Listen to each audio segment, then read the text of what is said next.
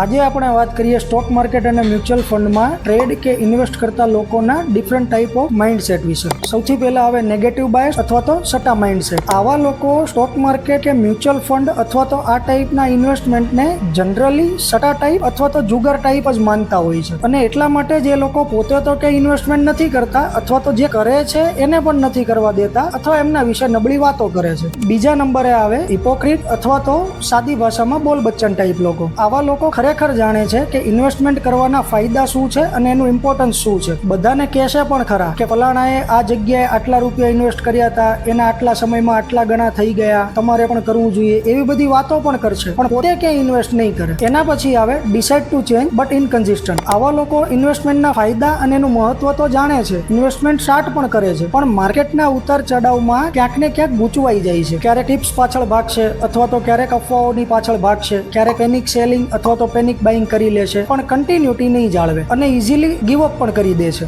આમ છતાં અહીંયા કંઈક હોપ છે કે હજી કંઈક સારું કરી શકશે જો કંઈક સિસ્ટમેટિકલી ડેવલપમેન્ટ કરે તો. આના પછી આવે પોઝિટિવ એટીટ્યુડ અથવા તો ડેડિકેટેડ ઇન્વેસ્ટર. આવા લોકો ગીવ અપ ક્યારેય નહીં કરે અને કન્ટિન્યુઅસલી ઇન્વેસ્ટમેન્ટ કરવાનું ચાલુ રાખશે. એમને એ પણ ખબર છે કે ઇન્વેસ્ટમેન્ટ કેમ કરે છે અથવા તો એનું સારું રિઝલ્ટ ભવિષ્યમાં એમને કઈ રીતે મળી શકે એમ છે અથવા તો કેવું સારું રિઝલ્ટ એમને મળી શકે એમ છે. એટલા માટે બેસ્ટ પોસિબલ વેમાં એ એમની ઇન્વેસ્ટમેન્ટ જર્ની કન્ટિન્યુ રાખશે, અને આના લીધે આવા લોકોનો વિનિંગ ચાન્સ 100% નજીક થઈ જતો હોય છે. જો તમે પણ આ કેટેગરીમાં આવતા હોય તો all the best, you can do it and you will do it. આના પછી આવે ધ વિનર એટલે કે સક્સેસફુલ ઇન્વેસ્ટર. આ ટાઈપના લોકોએ જે તે સમયે ઇન્વેસ્ટમેન્ટ કરવાનું સ્ટાર્ટ કર્યું હશે અને એને લગતી દરેક પ્રોસેસ અને સ્ટ્રગલમાંથી પસાર થઈ ચૂક્યા હશે, તેમ છતાં કન્ટિન્યુઅસલી વિથ કન્સિસ્ટન્સી અને ડેડિકેશન એમણે ઇન્વેસ્ટમેન્ટ ચાલુ રાખ્યું હશે, અને એટલા જ માટે એમને અત્યારે રિઝલ્ટ પણ સારું મળ્યું હશે અને સારી રીતે એન્જોય કરી રહ્યા હશે. જો તમે પણ આ કેટેગરીમાં આવતા હોય દેન કોંગ્રેચ્યુલેશન, યુ ડીડ ઇટ. તો તમને શું લાગે છે આમાંથી કઈ કેટેગરીના લોકો વધારે સક્સેસફુલ હશે એમના ઇન્વેસ્ટમેન્ટ જર્નીમાં? અને તમે પણ સેલ્ફ અસેસમેન્ટ કરી જુઓ કે તમે કઈ કેટેગરીમાં આવો છો. જો સિરિયસલી તમે તમારી ઇન્વેસ્ટમેન્ટ જર્નીને સુધારવા કે અપગ્રેડ કરવા માંગતા હોય દેન લેટ્સ કનેક્ટ.